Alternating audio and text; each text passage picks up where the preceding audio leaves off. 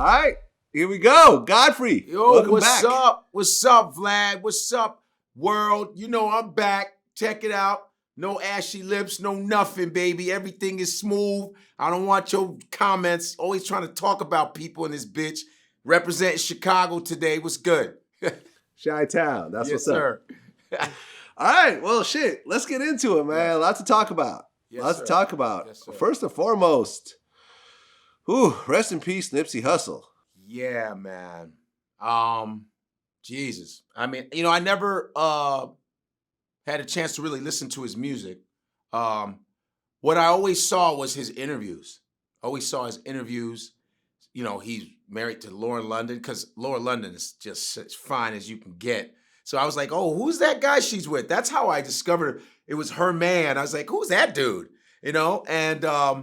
And then I would hear about his name, Nipsey Hussle, but I would always confuse him with Nipsey Russell, the old school comedian, Nipsey Russell. I was like, who the hell is this Nipsey Hussle dude? And then I started watching his interviews. He really it's really scary. He sounds like Snoop Dogg. He sounds and he kind of looks like him, but I think he's half Eritrean. He's Ethiopian or East African. Right. He looks like, listen, when you watch him, his old interviews, he sounds like Snoop. He's like Snoop Dogg, literally. Sounds like Snoop Dogg, same mannerisms as Snoop Dogg. And when I was listening to him, I said, okay, who is this guy? And then now it made sense of how he looked. I said, he looks East African. Then all the shit he was talking about, man. He was talking about good shit, man. Talking about buying property, helping our community, educating our children, and still keeping the gang lifestyle. He was explaining like, yo, the gang thing is not all about killing each other, blah blah blah. We're about organizing and changing our communities. He was talking about that shit when he was like 19, 20 years old. They were like, he's like, I'm about trying to buy property and real estate. He's like, I'm not a flashy dude like that. I don't really spend my money on life. I'm trying to spend my money on buying property. That motherfucker was ahead of his shit, man. He already knew what the fuck he wanted to do. And he put his money where his mouth was. He fucking did shit. You know what I mean? There's a lot of pictures of him helping kids, buying shit. He owned property. I mean, dude was progressive as shit, man. You know what I mean? Very impressive. And I just heard some of his music and he was saying shit. I thought at first, I was like, this might be one of those mumble rapping dudes. Oh, shit. And they were like, nah, Nipsey Hussle's talking some shit. And I was like, wow. I was very impressed, man. I'm very impressed by his interviews. I really like his interviews because he really had a heart for progress, And you know what? Another thing, too, is a lot of gangs, man, like me coming from Chicago, and we're a gang-ridden city, but the Disciples, the Vice, those gangs were made to help the Black community. They had breakfast programs for underprivileged children, and the government came in and really had started that whole shit, fucking up all the gang shits, like they did with the Black Panthers. They changed the gangs they made the gangs fight amongst each other. Because J. Edgar Hoover said the biggest threat to this country is Black unity. The biggest threat to this country is a Black unity. Now, this is J. Edgar Hoover, is a white gay man. A white gay man. He was like, the biggest threat is Black unity. We can't have the Negroes get together. We can't have it. We can't have the Negroes. If they get together, we're in trouble. We're in big trouble. He was gay, right? He was...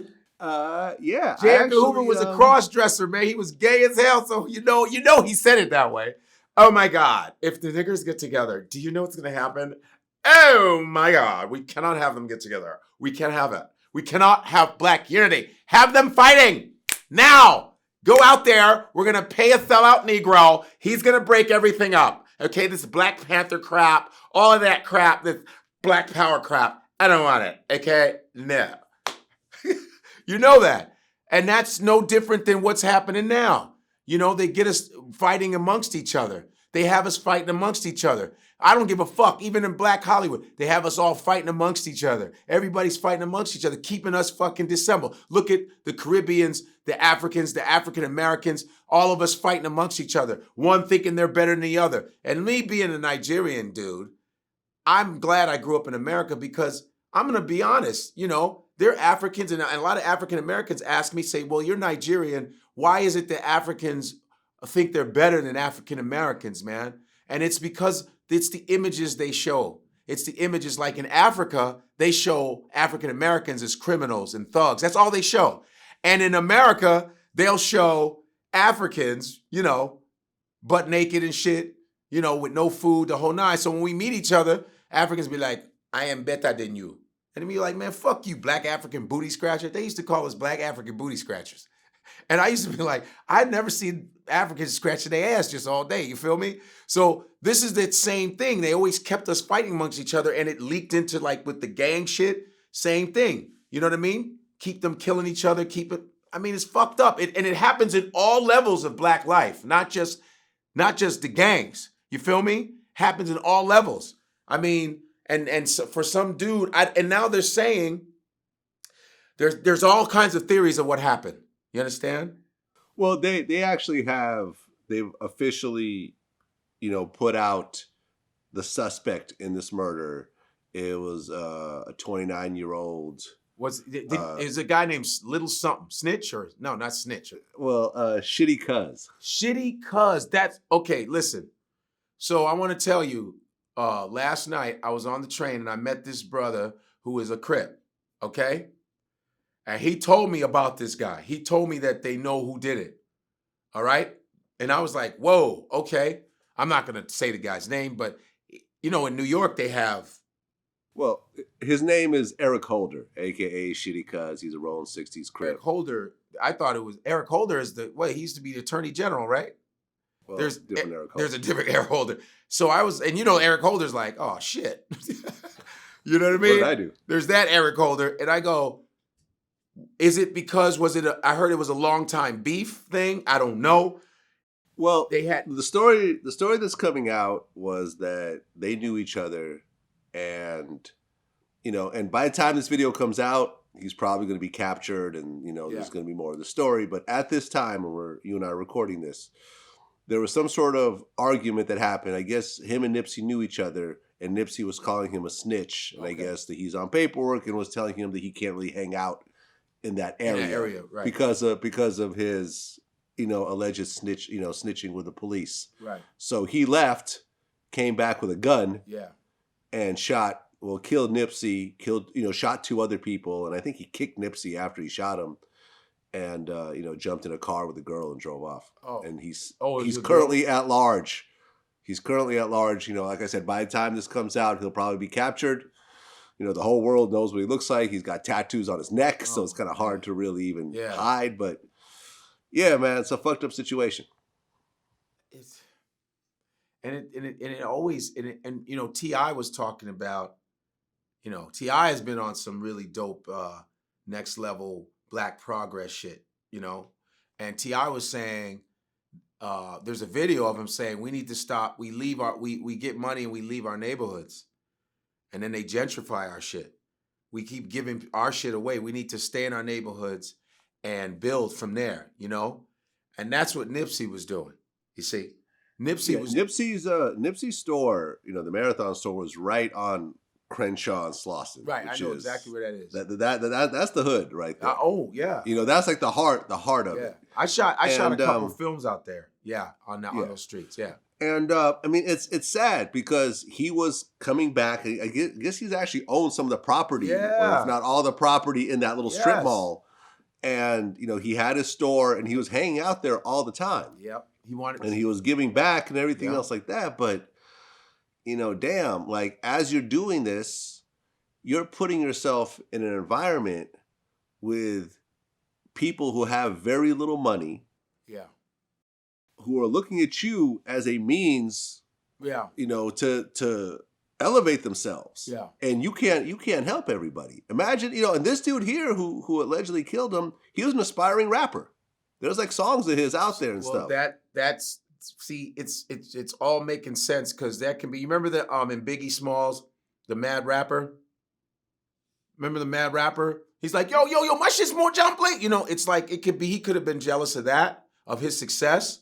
Maybe he was like, hey man, I don't know. Okay, he could have been like, yo, can you put me on? And he probably was mad that he didn't get put on. And that's the only problem about when people say that's the reason.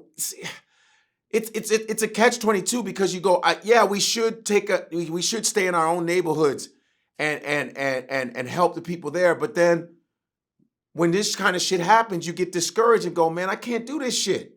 You know?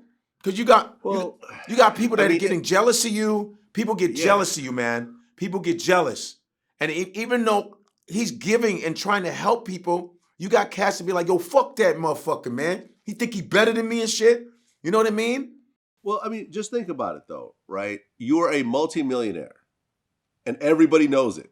Yeah. Everybody knows. Everybody. You're worldwide. Everybody knows that you have millions and millions of dollars. Yes. Right? Not only from your music, but from your businesses. Yeah. You know, they see you in Rolls Royces. Yeah. You know, all your jewelry. Yes. You know, Nipsey may not have been talking about jewelry at 1920, but at 33, you know, I've seen pictures with all, you know, he's wearing like 10 chains. Yeah. He has a lot of chains. You see what I'm saying? Yeah. So, and you're dealing with people. I mean, this guy may not have even had a car. Well, you know what I'm saying? He was probably broke as shit. Obviously, he didn't because he had gotten someone else's car to do someone else's car to get away from a murder. Think about that. You know, this is not someone who you're going to run into in Beverly Hills. No. You're not going to run into this guy in Calabasas. No. You know, he probably walked around the corner to the store. He probably lives down the street. Yeah. You see what I'm saying? You're around, as a multimillionaire, you're around people who have so little. So little, yeah. And they're not always going to love that. Well, you know, and so unfortunately, does that mean you have to help the hood from afar then? That's what it would have to be. You have to, listen, I just always think when this kind of shit happens, you go, well, fuck it then. You know, I'm going to have to help you from afar. I can't have this jealousy shit because it's sad, but people get angry at you, man. Look at, hell, Jesus Christ. Jesus was trying to do things and cats was hating, man. You know what I mean? And it's like when you're in that kind of environment, you know, and another thing too is a lot of times beefs don't end, bro. They don't end. Cats be like, nah, I still want to get this dude. I still want to get this chick or whatever. You know what I mean? I listen, man. It was, and I didn't even know about the guy. I knew about him just through his interviews. And of course, he's that big when you hear about him. But just to see that happen to him. And now people saying, was it some government shit? Now they're saying, was there something behind that? I don't. Yeah. But all of those things can make sense though.